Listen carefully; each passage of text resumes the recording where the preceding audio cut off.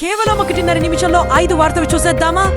సోమనాథ ఆలయం భారతదేశ అజేయ ఆత్మకు ప్రతీకగా నిలిచిందని ప్రధాని నరేంద్ర మోదీ వ్యాఖ్యానించారు. 1026వ సంవత్సరంలో మహ్మద్ గజ్నీ దాడి చేసినప్పటికీ పదే ధ్వంసమై మళ్లీ పునర్నిర్మితమైన ఈ ఆలయం భారత సంస్కృత స్థైర్యాన్ని ప్రతిబింబిస్తుందని చెప్పారు. 2026లో సోమనాథ ఆలయంపై తొలి దాడికి 1000 ఏళ్లు, స్వాతంత్ర్యం తర్వాత పునర్నిర్మాణానికి 75 ఏళ్లు పూర్తవుతాయని గుర్తు చేశారు. ఆంధ్రప్రదేశ్లోని డాక్టర్ బిఆర్ అంబేద్కర్ కోనసీమ జిల్లాలో ఉన్న ఓఎన్జీసీ మోరీ 5 చమురు బావిలో భారీ అగ్ని ప్రమాదం చోటు చేసుకుంది. మరమ్మతుల సమయంలో గ్యాస్ లీక్ కావడంతో అకస్మాత్తుగా గ్యాస్ ముడి చమురు ఉధృతి ఏర్పడి మంటలు చెలరేగాయి. అమెరికాలోని ఒహాయో రాష్ట్రంలో ఉన్న ఉపాధ్యక్షుడు జేడీ వాన్స్ నివాసంలో అర్ధరాత్రి తర్వాత ఇంటి కిటికీలపై కాల్పుల దాడి జరిగింది. ఈ ఘటన సమయంలో వాన్స్ కుటుంబం అక్కడ లేకపోవడంతో వారు సురక్షితంగా ఉన్నారని యుఎస్ఎస్ఎస్ వెల్లడించింది.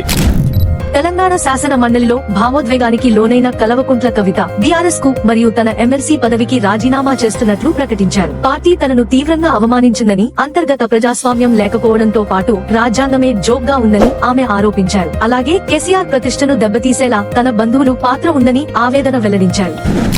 మలయాళ మిస్టరీ థ్రిల్లర్ ఏకో బాక్సాఫీస్ వద్ద ఊహించని విజయాన్ని సాధించింది. దర్శకుడు దీనిజిత్ అయ్యంతన్ తెరకెక్కించిన ఈ చిత్రం కేవలం 5 కోట్ల బడ్జెట్తో రూపొందిన థియేటర్లలో 50 కోట్లకు పైగా వసూలు చేసి సూపర్ హిట్ గా నిలిచింది. సుమారు 378% లాభాలతో ట్రేడ్ను అందరినీ ఆశ్చర్యానికి గురిచేస్తుంది.